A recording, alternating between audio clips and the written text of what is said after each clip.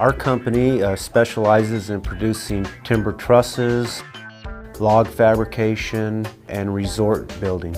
This project is a 45,000 square foot hunting lodge. We're using the TimberKing mill primarily to mill all of our purlins, summer beams, and also in addition we are taking a large hand-hewn logs and we're sawing them in half, coping them out on the inside, and then bringing them back together with steel beams enclosed on the inside of these log columns. Then in addition to that, we also do different techniques as far as mortising and boring and grooving and all the other fabrication techniques that are employed with this particular project.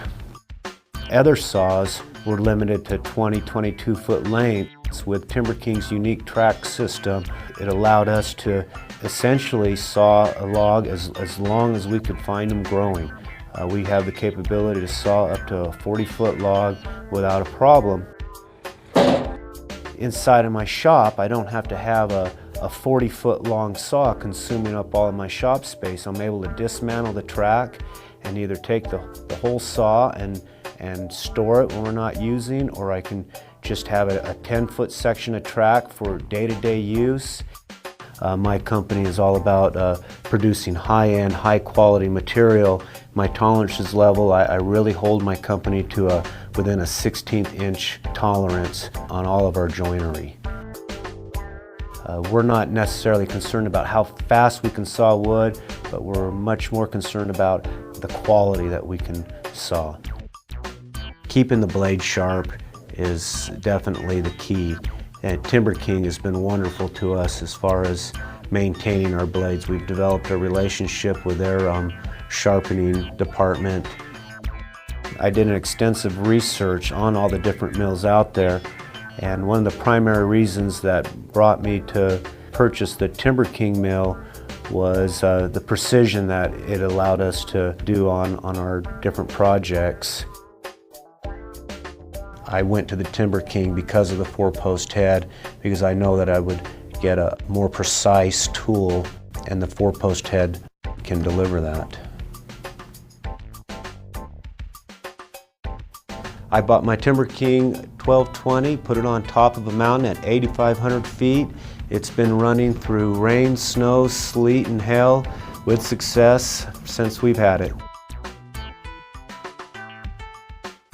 The purlins that we were using were 8x24s, and we were cutting the camber out of the material so that our T&G decking would lay flat. We were cutting off material that was only 1/8 of an inch thick, even less paper-thin material would come off of that. I couldn't begin to tell you how many thousands of feet we have literally cut with the TimberKing saw.